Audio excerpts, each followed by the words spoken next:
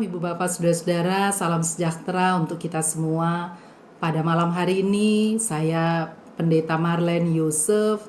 Saya melayani sebagai Sekretaris Umum GPIB dan pada saat ini saya berada di salah satu ruangan yang ada di Wisma GPIB yang terletak di sebelah kantor Sinode Gereja Protestan Indonesia bagian Barat. Ibu Bapak Saudara-saudara, sebelum kita tidur, kita akan kembali mendengarkan sabda Tuhan. Sebelumnya mari kita berdoa. Tuhan Yesus yang baik, terima kasih Engkau menyertai kami dari pagi, siang, sore hingga malam hari ini. Sebelum kami tidur, kami mau mendengar firman Tuhan. Tolong kami Roh Kudus, supaya kami mengertinya dengan baik. Dalam nama Kristus kami berdoa. Amin. Baik Ibu Bapak, Saudara-saudara, pembacaan Alkitab diambil dari Mazmur pasal 15 ayat 1 hingga 5 yang berbunyi demikian. Mazmur Daud, Tuhan siapa yang boleh menumpang dalam kemahmu? Siapa yang boleh diam di gunungmu yang kudus? Yaitu dia yang berlaku tidak bercela, yang melakukan apa yang adil dan yang mengatakan kebenaran dengan segenap hatinya, yang tidak menyebarkan fitnah dengan lidahnya, yang tidak berbuat jahat terhadap temannya, dan yang tidak menimpakan cela kepada tetangganya, yang memandang hina orang yang tersingkir, tetapi memuliakan orang yang takut akan Tuhan, yang berpegang pada sumpah walaupun rugi, yang tidak meminjamkan uangnya dengan makan riba, dan tidak menerima suap melawan orang yang tak bersalah. Siapa yang berlaku demikian tidak akan goyah selama-lamanya.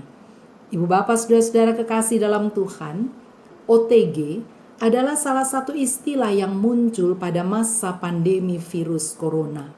Dr. Tonang Dwi Ardianto, SPPK PhD dari Universitas UNS 11 Maret Solo mengklasifikasikan OT3 kemungkinan kondisi. Yang pertama adalah terinfeksi dan benar-benar tidak timbul gejala. Kedua, terinfeksi lalu timbul gejala tetapi sangat ringan. Yang ketiga, terinfeksi pada fase tahap awal tidak ada gejala apa-apa, namun kemudian timbul gejalanya. Jadi OTG itu Ibu Bapak ada yang tidak pakai gejala, ada yang ringan-ringan saja gejalanya, ada yang awalnya tidak ada gejala tetapi belakangan baru nampak. Berada di manakah saudara dan saya pada saat ini? Dimanapun kita berada, dan syukur-syukur kita tidak berada di mana-mana dari kelompok itu, tetapi yang pasti Ibu Bapak Saudara-saudara, penularan COVID-19 paling berbahaya adalah mereka yang berstatus OTG. Bukan hanya OTG yang berbahaya, tetapi dalam hidup beriman ada istilah BTG, beresiko tinggi juga untuk mendatangkan kesulitan bagi lingkungan hidup yang ada. Apa itu BTG? Beriman tanpa gejala. BTG itu orang yang mengatakan dirinya beriman kepada Tuhan, murid Tuhan Yesus, rajin melakukan ibadah ritual, tetapi gejalanya tidak nampak dalam relasi sosialnya. Status beriman, tetapi gejala atau tanda-tanda tata susila atau yang disebut dengan etika, atau nilai-nilai kebenaran secara umum atau yang disebut dengan moral tidak menyertai perilakunya. BTG itu adalah orang Kristen yang beriman tanpa etika dan moral sebagai gaya hidup beriman kepada Tuhan. Bacaan kita mengingatkan bahwa BTG itu tidak dapat menumpang di kemah Tuhan atau berdiam di gunung Tuhan. Ayat 1 bacaan kita bunyinya demikian Ibu Bapak. Tuhan, siapa yang boleh menumpang dalam kemahmu? Siapa yang boleh diam di gunungmu yang kudus? Menumpang di kemah Tuhan. Dalam tradisi padang gurun, kemah adalah bait suci. Orang datang ke bait suci adalah tamu Tuhan. Kata menumpang dan tamu dalam perjanjian lama kerap kali dipergunakan dalam konteks orang yang mencari perlindungan dari Tuhan. Kemah Allah dipahami sebagai tempat orang mencari perlindungan dan diam di gunung Tuhan.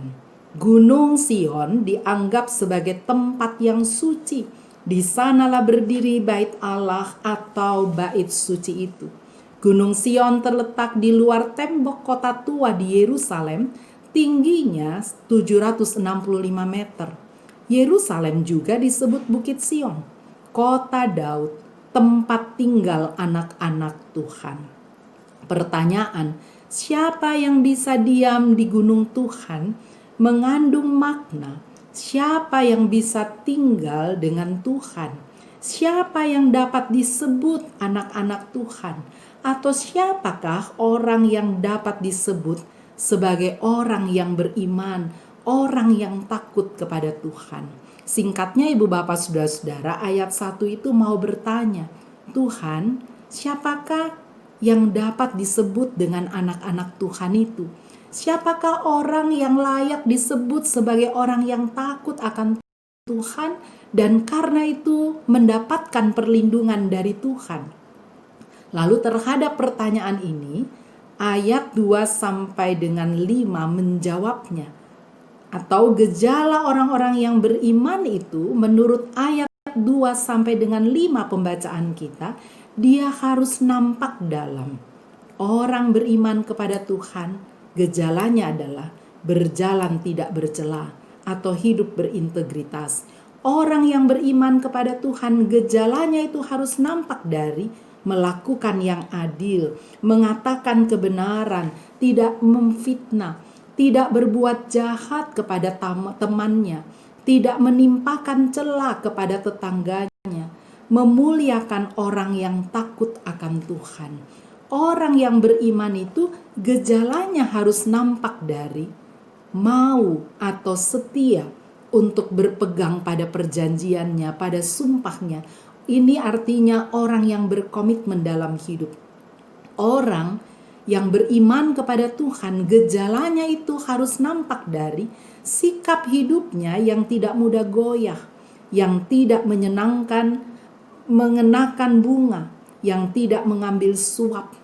Ringkasnya Ibu Bapak Saudara-saudara, tanda atau gejala orang beriman harus nampak dalam adanya kualitas moral dan etika yang tidak bercela. Orang beriman yang tidak atau orang yang beriman dengan memiliki gejala hidup sesuai dengan kehendak Tuhan, nampak dari gejala perkataannya dapat dipercaya. Orang beriman dengan gejala melakukan yang adil dan benar, tidak memanfaatkan kelemahan orang lain. Ibu Bapak Saudara-saudara, malam hari ini sebelum kita tidur, mari kita memastikan kondisi diri kita sendiri. Apakah kita termasuk BTG, beriman tanpa gejala, sehingga orang kenal kita sebagai orang yang takut akan Tuhan. Namun gejala hidup kita, perilaku kehidupan kita beresiko untuk menyulitkan kehidupan orang lain. Apakah kita termasuk BTG atau kita termasuk orang beriman yang layak disebut sebagai anak-anak yang beriman kepada Tuhan, anak-anak milik Tuhan yang selalu siap untuk dilindungi oleh Tuhan, karena kita berupaya untuk membangun etika dan moral kehidupan yang sesuai dengan harapan Tuhan. Dalam tuntunan kuasa Roh Kudus, mari kita memastikan bahwa kita adalah orang-orang yang Tuhan bilang, inilah anak-anakku yang boleh menumpang dalam kemahku. Inilah anak-anakku yang boleh diam di gunung-gunungku yang kudus. Tuhan Yesus memberkati kita bersama. Mari kita bersatu dalam doa. Tuhan Bapa Sorgawi, kami bersyukur Engkau menyapa kami sebelum kami beristirahat malam. Ampunilah kami kalau sepanjang hari ini kami nampak sebagai orang yang beriman, tetapi tanpa gejala, sebagai orang-orang yang takut akan Tuhan. Bantu kami ya Roh Kudus, supaya kami boleh beristirahat malam dengan nyenyak. Esok pagi kami boleh bangun dengan tekad. Kami mau menjadi orang yang beriman dengan menunjukkan gejala yang positif, sehingga orang yang melihat kami mereka boleh berucap syukur kepada Tuhan. Berkati semua orang yang saat ini sedang bersusah, sedang berkeluh kesah, sedang menderita karena perbuatan teman seiman mereka atau orang-orang beriman yang tanpa gejala. Tuhan mau menjadi penghibur untuk mereka, dan Tuhan mau memakai kami untuk menjadi saluran berkat bagi mereka. Berkati mereka yang sedang sakit, berkati mereka yang harus berjaga-jaga melakukan tanggung jawabnya saat kami beristirahat malam. Ampunilah segala dosa dan kesalahan kami Bapa, dalam nama Tuhan Yesus Kristus kami berdoa. Amin. Selamat malam Ibu Bapak, Saudara-saudara, selamat beristirahat. Tuhan Yesus memberkati kita bersama.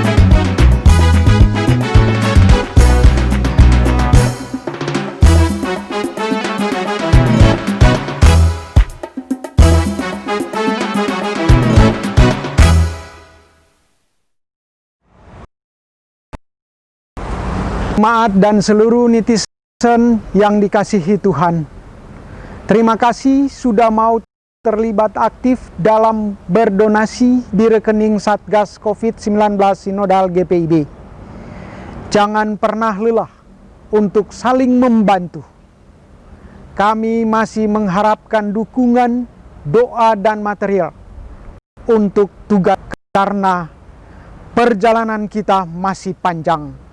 Terima kasih, Tuhan Yesus memberkati kita semua.